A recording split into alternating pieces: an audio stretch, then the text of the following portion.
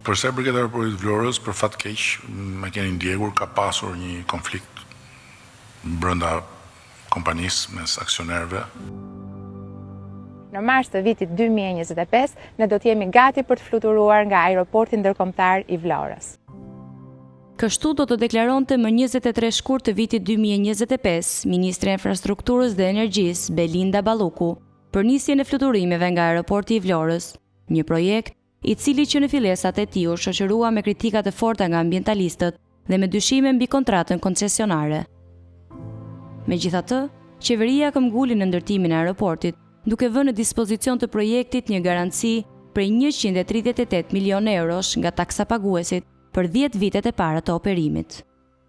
Më 20 prill 2021, Kryeministri Edi Rama nënshkroi kontratën koncesionare me një konsorcium të përbërë nga kompania Magbo Construction SA e biznesmenit kosovar Behçet Pacolli, kompania turke Yda Group dhe Dya Group, në pronësi të biznesmenit tjetër kosovar, Valon Ademi.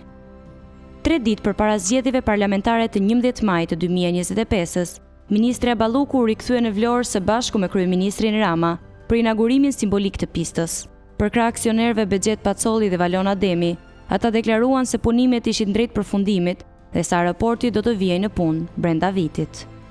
Kam me vete shumë të tjerë që nuk duken këtu, po që janë bashkë me mua aty tek pasqyra e Facebookut tim, edhe që nuk më ndahen nga të gjitha rrugët e jetës, nga të gjitha vendet, me të gjitha llojet e opinioneve, dhe dua të adresoj njërin prej këtyre opinioneve që më ka cimbisur prej ditësh, qysh se ne tham që do të ulim avionin e testimit në pistën tani më të përfunduar.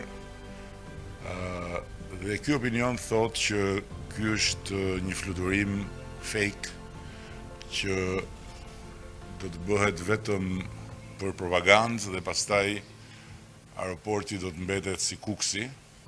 Por, pamjet e siguruara nga Shteg tregojnë një realitet tjetër. Aeroporti është pothuajse tërësisht i rrethuar nga ujë. Në kantier nuk shihen makineri në punë dhe përveç pistës, gjithçka tjetër ndodhet në ujë.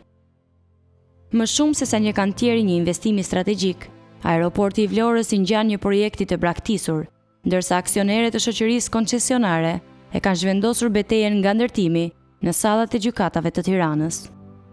Përplasja mes ortakëve shpërtheu në tetor të vitit 2025, kur kompania Dya Group e Valon Ademit depozitoi një padi në gjykatën e Tiranës.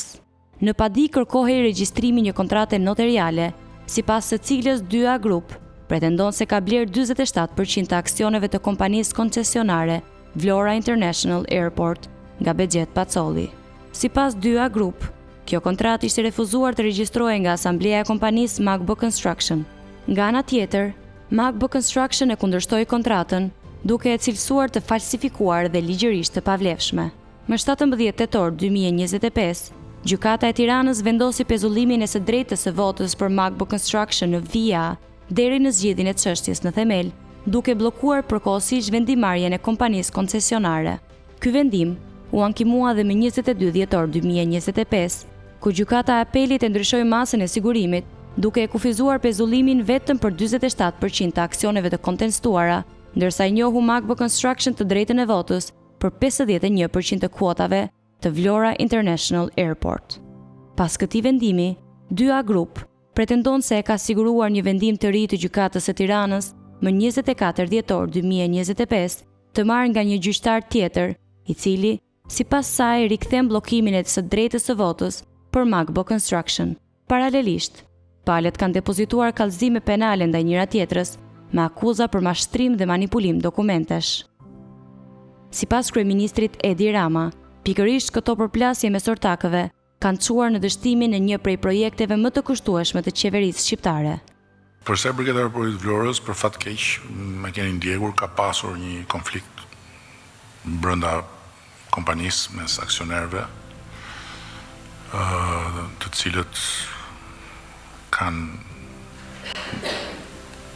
arsye dhe dinamikat e tyre, por puna ka vazhduar dhe ne Dëshirojmë shumë që të respektohet kontrata.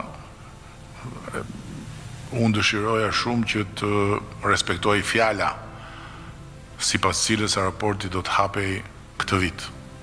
Fjala nuk u respektua. Tani të respektohet kontrata që është pranvera e vitit të ardhshëm. Projekti i aeroportit të Vlorës lindi si një premtim i hershëm elektoral i kryeministrit Rama, ndonse vetë studimet e qeverisë e konsideronin atë ekonomikisht të pavlefshëm, me riskje të larta dhe normë të ulët kthimit të investimit. 5 vite pas inaugurimit, aeroporti i Vlorës jo vetëm që nuk ka përfunduar, por e ardhmja e tij është vënë seriozisht në pikpyetje, jo vetëm për shkak të konfliktit të ashpër gjyqësor mes aksionerëve, por edhe nga një seri kallëzimesh penale për mashtrim dhe manipulim dokumentesh të shkëmbyera mes tyre.